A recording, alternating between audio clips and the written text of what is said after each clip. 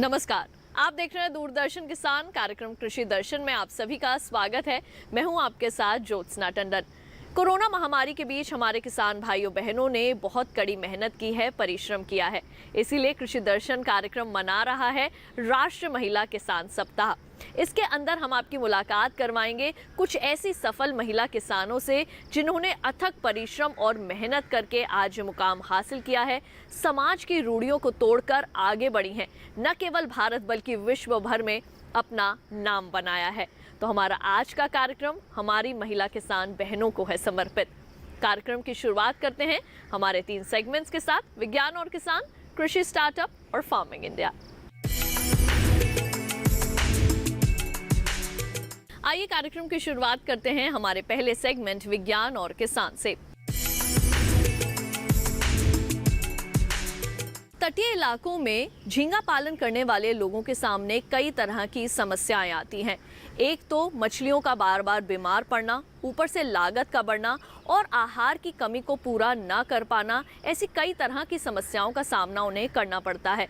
Corona महामारी के बीच भी गिरती कीमतों के कारण कई तरह के कारोबार भी ठप हुए हैं, लेकिन ऐसे में एकीकृत कृषि प्रणाली काफी कारगर साबित हुई है और गोवा का एक परिवार इस प्रणाली को अपना रहा है।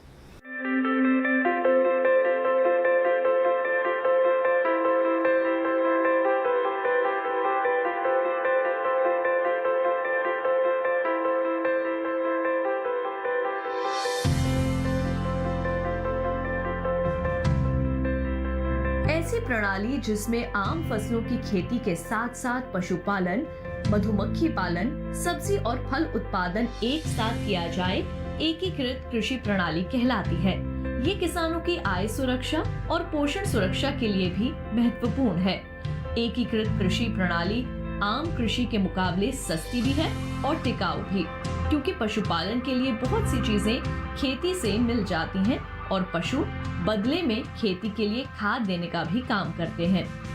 अनीता वल्लिकापेन और उनके पति मैथ्यू वल्लिकापेन गोवा के बीचोलिम इलाके में रहते हैं। सलेम इलाके में 1.8 हेक्टेयर क्षेत्रफल पर इन्होंने सतत एकीकृत कृषि प्रणाली मॉडल विकसित किया। इस तरह के मॉडल को ब्लू हार्वेस्ट फार्म कहा जाता है। यहाँ आपको मत्स्य पालन, सुअर पालन, मुर्गी पालन, फल उत्पादन, सब्जियां, वर्मी कंपोस्ट और बायोगैस प्रणाली देखने को मिल जाएंगे। पुराना गोवा स्थित केंद्रीय तटीय कृषि अनुसंधान संस्थान के वैज्ञानिकों ने वल्लिकापेन परिवार को तकनीकी जानकारी प्रदान की। खासतौर से कोविड-19 के दौरान एकीकृत कृषि प्रणाली को विकसित करने में उनका मार्गदर्शन किया।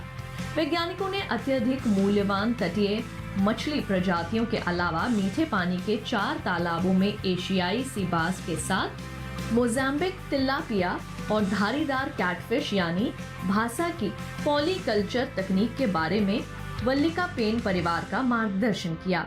इस प्रक्रिया से 10 महीने बाद सी बास का वजन 1.5 से 2.5 किलो, भासा का 1 से 1.2 किलो और तिलपिया का 300 से 400 ग्राम हो गया। इस तरह इन तालाबों से 6000 किलो सिबास, इतने ही किलो भासा और 8000 किलो तिलपिया का उत्पादन हुआ। इसके अलावा piggery, large black, crossbreed, Agonda Goan, large white Yorkshire, landrace और ड्यूरोक का हर महीने उत्पादन 2500 किलो था। वल्लिकापेन परिवार के एकीकृत कृषि प्रणाली में कुक्कुट पालन भी हो रहा है, जहां करीब 150 पक्षी मौजूद हैं। इनमें श्रीनिधि, वनराज और ग्राम प्रिया को एक साथ पाला जा रहा है। प्रति मुर्गी वजन लगभग 2 किलो और जबकि प्रति पक्षी अंडा उत्पादन 120 है। फलदार पौधों में अनानास, केला और पपीते के अलावा कई तरह के शौकीय फलदार वृक्ष बोए गए हैं, जबकि सब्जियों की घरेलू जरूरतों के लिए तेंदुली, परवल, खीरा, कद्दू, लाल एमरैंथस, टेपियोका और एलिफेंट फुट यम यहाँ पर मिल जाएंगी। भोजन, फल, सब्जी और मुर्गियों के कचरे को सुअरों और भासा के भोजन के रूप में इस्तेमाल किया गया, जबकि बाकी अवशेषों का उपयोग खाद के रूप में और बायोगैस इकाई का इस्तेमाल सुअर के खाना पकाने के लिए हुआ है। इन्होंने यहाँ 40 टन कंपोस्ट खाद भी तैयार की, जिसमें से आधी अपने खेतों में डाली और आधी को बेचकर रकम बना ली।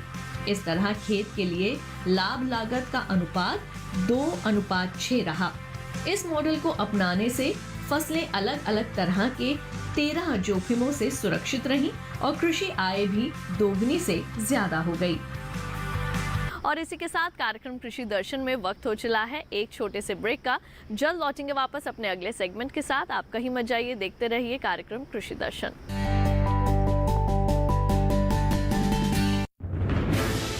कोरोना वायरस के खतरे से बचते हुए फसल की कटाई, बिक्री, खरीद, नई फसल की जुताई और बुआई सुरक्षित हो सकती है अगर हम लगातार हाथों को साबुन और साफ पानी से नियमित अंतराल पर धोते रहें। नाक, मुंह को मास्क, गमछे या कपड़े से ढक कर रखें। आंख, कान, नाक, मुंह न छुएं।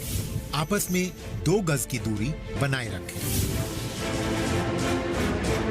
मास्क और 2 गज की दूरी के मंत्र को अभी हमें छोड़ना नहीं है। फसलों की बुवाई एवं कटाई करते समय आपस में कम से कम 2 गज की दूरी बनाए रखें। फसल की कटाई करने के बाद छोटे छोटे ढेरों में इकट्ठा करें। कृषि के औजारों की समय समय पर सफाई करें।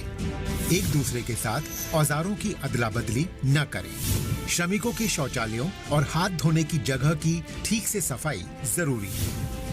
बुआई, कटाई एवं मड़ाई के दौरान इस बात का ध्यान रखें कि इन स्थानों के आसपास कोई थूके नहीं। कंबाइन, हार्वेस्टर, थ्रेशर, जुताई और बुआई की मशीनों को इस्तेमाल से पहले साफ करें। मशीनों के इस्तेमाल से पहले और इस्तेमाल के बाद हाथ साबुन से साफ करें। वाहनों, बोरियों, थैलियों और पैकिंग के दूसरे सामान की साफ सफाई पर भी खास ध्यान दें। खरीद केंद्र पर आने से पहले किसानों एवं श्रमिकों की जांच। खरीद केंद्रों पर भीड़ न लगाएं एवं किसानों को बारी बारी से बुलाएं। गोदामों पर खरीदी हुई फसल को लेने में शीघ्रता करें ताकि किसानों एवं श्रमिकों को रुकना ना पड़े। कोरोना के खतरे से बचाव और अधिक जानकारी के लिए आरोग्य सेतु ऐप डाउनलोड करें। देश में खाद्य सुरक्षा के ये सिपाही भोजन की निरंतर उपलब्धता को सुनिश्चित करते हैं। किसान स्वस्थ रहें, तभी हम कोरोना वायरस से जीत पाएंगे, आगे बढ़ पाएंगे। किसान सबल, देश प्रबल।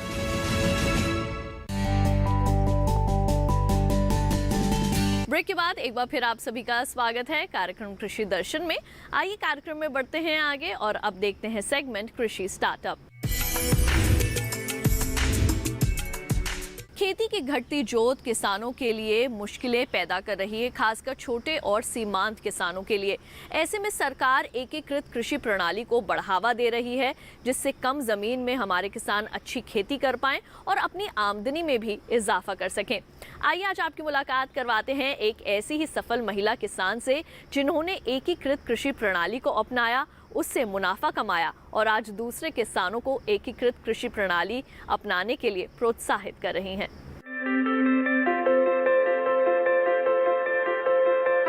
लेकेश बाई थाना बोड़ी गांव, थाना बोड़ी ब्लॉक, बस्तर की रहने वाली एक सफल महिला किसान है। वे अपने खेत में ही एकीकृत कृषि प्रणाली का अभ्यास कर रही हैं। लेकेश बाई उन्नत डेयरी, बकरी पालन, कुक्कुट पालन एवं मछली सह बतख पालन करती हैं। इन्होंने कृषि विज्ञान केंद्र द्वारा एकीकृत कृषि प्रणाली पर प्रशिक्षण लिया है।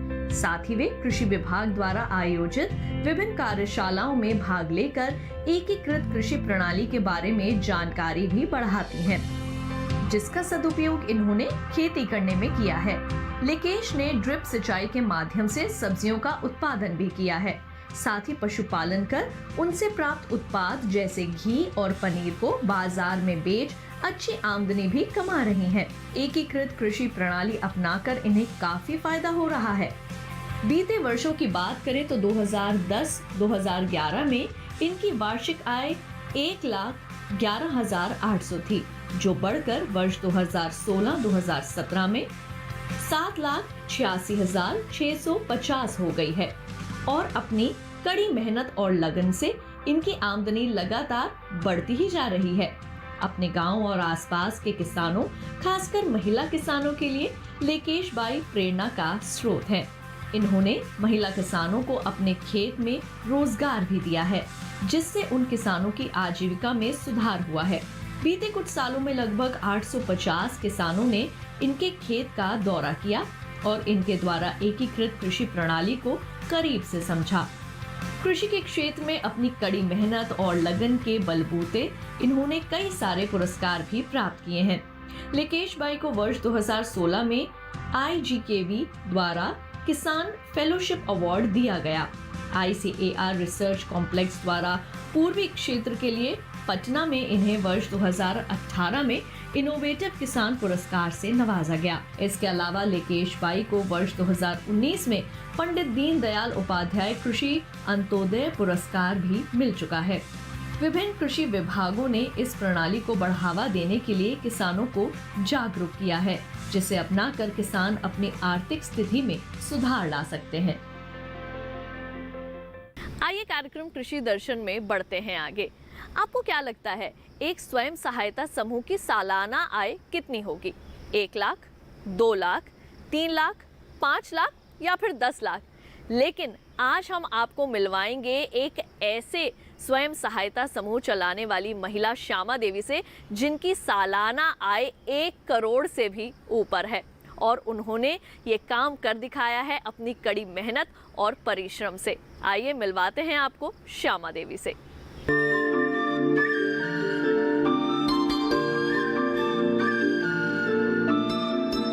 श्यामा जिला देहरादून के फतेहपुर गांव में रहती हैं। ये ऐसा गांव है जहां महिलाओं को अपने पति की इजाजत के बिना घर से बाहर कदम रखने की भी अनुमति नहीं थी। गांव की ज्यादातर महिलाएं अशिक्षित थीं। श्यामा के पास तो घर की जरूरतें पूरी करने के लिए भी पैसे नहीं होते थे। फिर एक दिन पति की नौकरी भी चली गई। जरूरतें पूरी करने के लिए घर बेचना पड़ा और बच्चों को स्कूल से भी निकालना पड़ा। लेकिन श्यामा देवी किसी और मिट्टी की बनी थीं। वो लगातार कुछ न कुछ करने के बारे में सोचती रहती थीं। इसी विचार ने उन्हें महिलाओं के एक समूह में शामिल होने के लिए प्रेरित किया। इस समूह को कृषि विज्ञान केंद्र और ब्लॉक अधिकारी संबोधित करते रहते थे। इन संबोधनों से प्रभावित होकर ही उन्होंने फतेहपुर गांव की 10 महिलाओं को लेकर एक स्वयं सहायता समूह बनाया और नाम रखा महिला जागृति समूह। ये बात 19 सितंबर 2012 की है। समूह का उद्देश्य था कि गांव की महिलाएं अपनी आजीविका के लिए कुछ पैसा कमाएं। गरीबी की वजह से श्यामा और उनकी साथी स्वयं सहायता समूह के लिए 100 रुपए की छोटी सी रकम का बंदोबस्त भी नहीं कर पा रही थीं। लिहाजा समूह टूट गया। ऐसे समय में केवीके और ब्लॉक के अधिकारियों ने महिलाओं को सफलतापूर्वक समूह चलाने के महत्व के बारे में समझाया और अलग अलग सरकारी योजनाओं के बारे में जागरूक किया। कोशिशें रंग लाईं और 1 जनवरी 2014 को समूह फिर से खड़ा हो गया। इस बार इसमें नए पुराने सब मिलकर 25 सदस्य हो गए। कृषि विज्ञान केंद्र ढकरानी ने श्यामा के साथ हाथ मिलाया और समूह को छोटी छोटी हस्तशिल्प वस्तुएं बनाने के लिए प्रेरित किया। इस दौरान श्यामा देवी ने आसानी से उपलब्ध फसल या कच्चे माल के साथ कुछ स्थानीय व्यवसाय करने के बारे में जानने के लिए भी महिला समूह बनाया और खाद्य पदार्थों की पैकेजिंग, संरक्षण तकनीक और मूल्य संवर्धन का काम शुरू किया। जो महिलाएं सिलाई में निपुण थी, वो जूट के बैग बनाने लगीं। बाद में ये समूह राष्ट्रीय ग्रामीण आजीविका मिशन के साथ जुड़ गया और अपने भविष्य के लिए 1 लाख रुपए की राशि प्राप्त की। अब समूह के सदस्यों ने आंगनबाड़ियों की आपूर्ति के लिए घर पर राशन की पैकेजिंग का काम भी शुरू कर दिया। एक सफल महिला के रूप में श्यामा ने दूसरी महिलाओं को प्रेरित किया और फलों और सब्जियों के संरक्षण पर भी काम शुरू कर दिया। आज उनके साथ 100 से ज्यादा महिलाएं जुड़ी हैं। कई क्षेत्रों में काम करने की वजह से समूह को जबरदस्त आमदनी हो रही है और उसका वार्षिक कारोबार 1 करोड़ 14 लाख रुपए का है, जबकि इसके सदस्यों की कुल वार्षिक बचत करीब 2,40,000 है। कड़ी मेहनत और समर्पण के लिए श्यामा देवी को राज्य स्तरीय महिला सम्मान मिला। महिला जागृति समूह ने 14 समान समूहों के साथ ब्लॉक मिशन प्रभांडक की मदद से 23 जून 2018 को जय माता दी ग्राम संगठन की स्थापना की। श्यामा देवी अब OBC RSETI में मास्टर ट्रेनर हैं और दूसरे जिलों की महिलाओं को प्रशिक्षित करती हैं। एक ऐसी महिला जो कभी अपनी जरूरतों को भी पूरा नहीं कर पा रही थी, आज एक कार और एक घर की मालकिन है। आज उनकी अपनी पहचान है।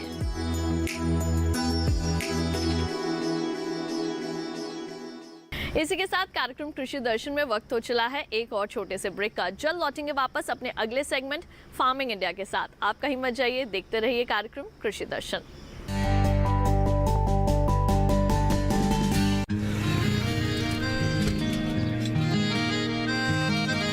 क्या बात है भाई, आजकल तो काफी खुश नजर आ रहे हो। क्यों ना हूँ, अब मैं ऑर्गेनिक खेती जो कर रहा हूँ ये पूरा प्राकृतिक है, ऑर्गेनिक है। इसमें हमारे खेत, हमारी फसल और हमारी जेब सब फायदे में होते हैं और इसमें लागत भी कम है। जी हाँ, आप भी ऑर्गेनिक खाद का प्रयोग करें, अपनी फसल और मिट्टी को तंदुरुस्त बनाएं और आपकी आमदनी में इजाफा करें। अधिक जानकारी के लिए किसान call centre toll free number 1800-180-1551 पर कॉल करें और लॉग ऑन करें kisan.gov.in और farmer.gov.in। कृषि और किसान कल्याण मंत्रालय द्वारा किसान हित में जारी। किसान भाइयों, गांठ बांध लो, गांठ बांध लो। बात बहुत है काम की, समृद्धि के पैगाम की।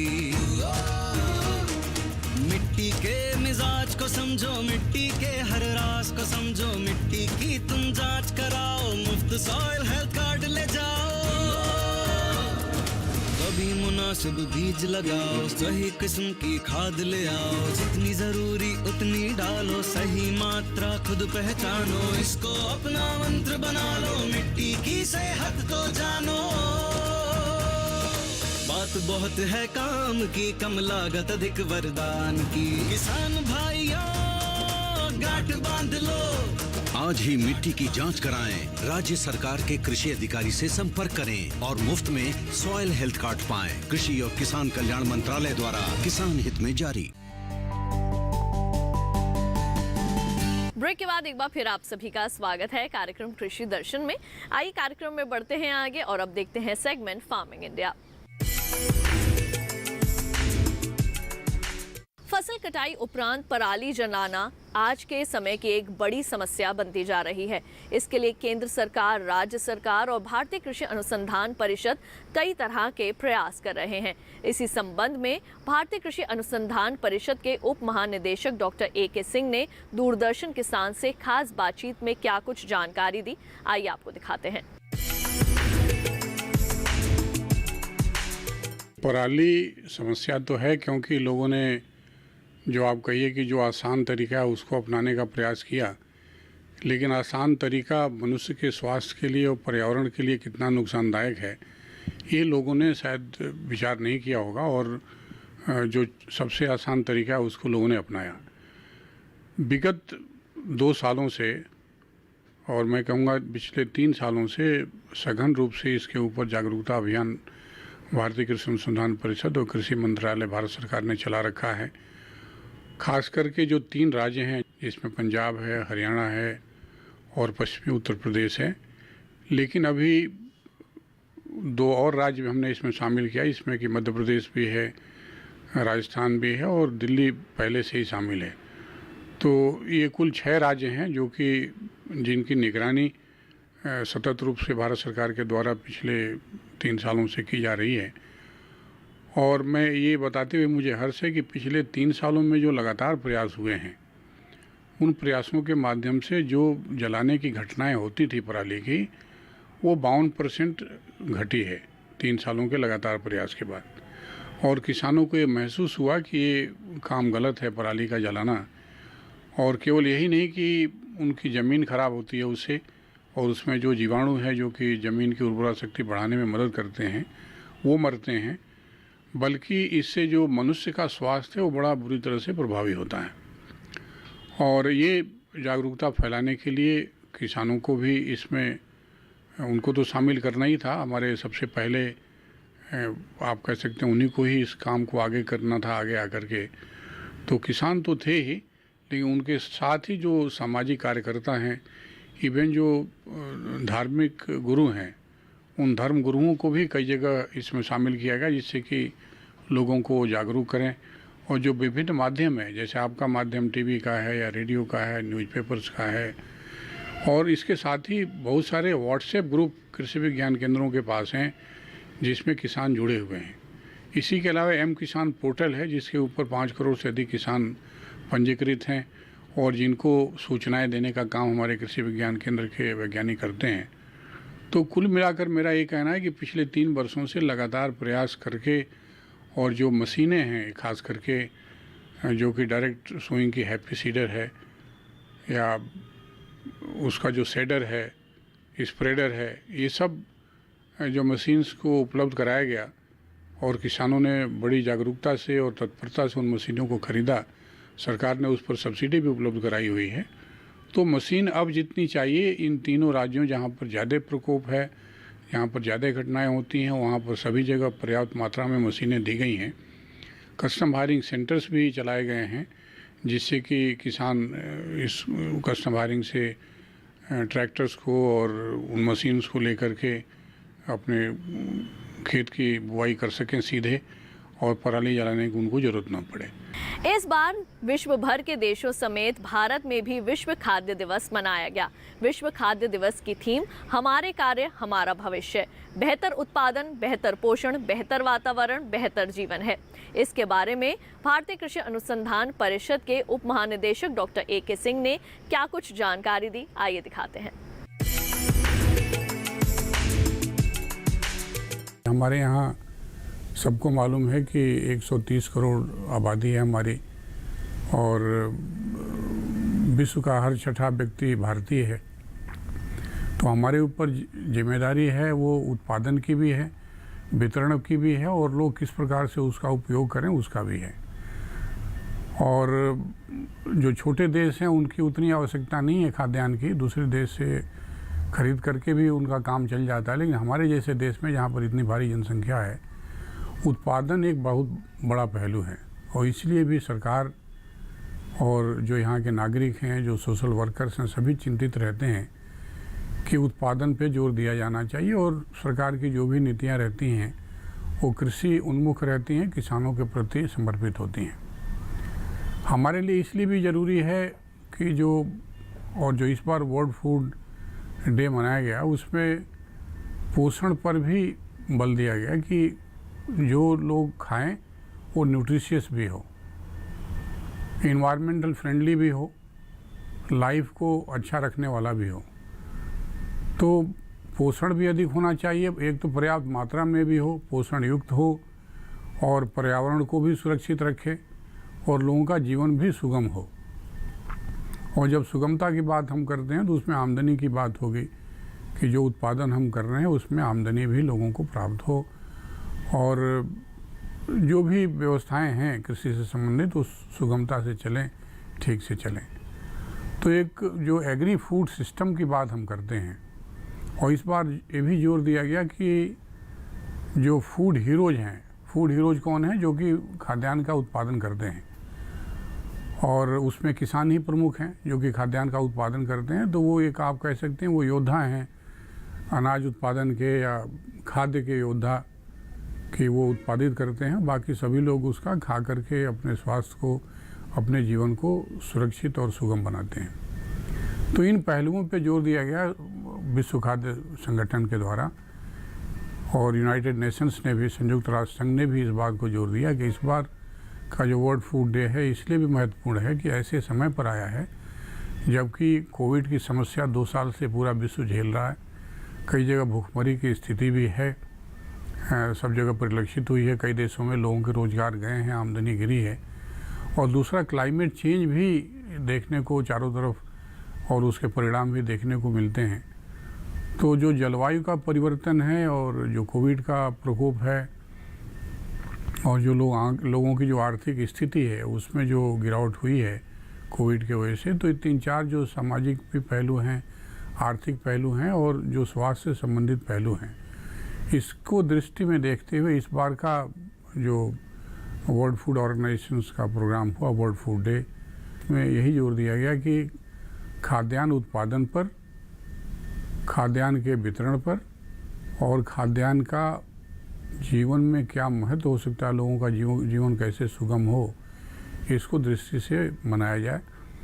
और पूरे एग्री फूड सिस्टम्स को, जो कि सभी पहलुओं को कवर करता है, आच्छादित करता है, उस एग्री फूड सिस्टम को देखते हुए इसको मनाया जाए और इस तरह की जागरूकता फैलाई जाए।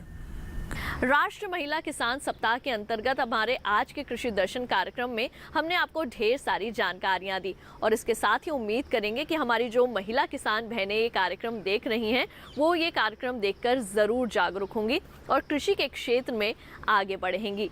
कृषि दर्शन कार्यक्रम को देखने के लिए टीवी पर दिखाए जा रहे QR कोड को स्कैन कीजिए या फिर YouTube चैनल पर भी आप हमारे इस कार्यक्रम को देख सकते हैं। और हाँ, हमारे दूरदर्शन किसान के YouTube चैनल को सब्सक्राइब करना ना भूलें।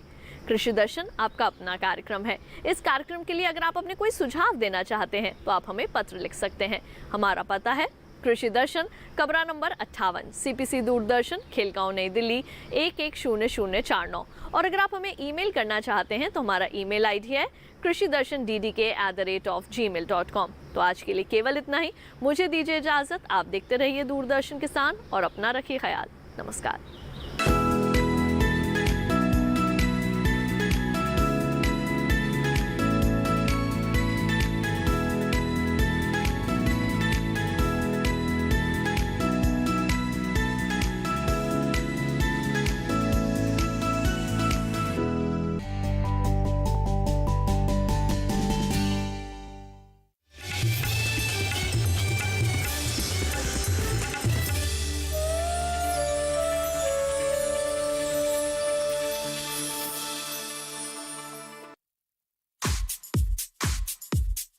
All India Radio, the channel of the nation, brings you live action of World Cup T20 from 23rd October 2021 onwards. All India matches on primary channel, FM Rainbow Network, local radio stations, FM relay stations, DTH and DRM.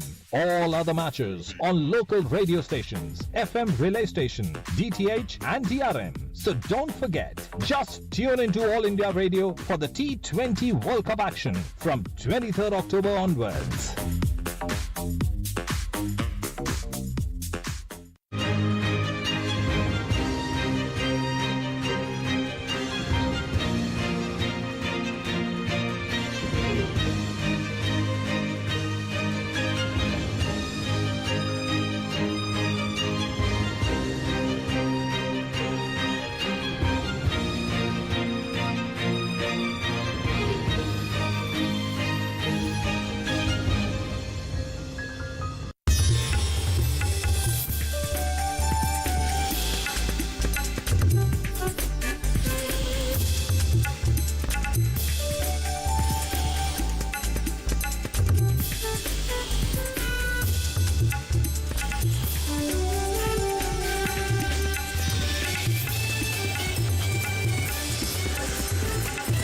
किसान, बदलते भारत की शान।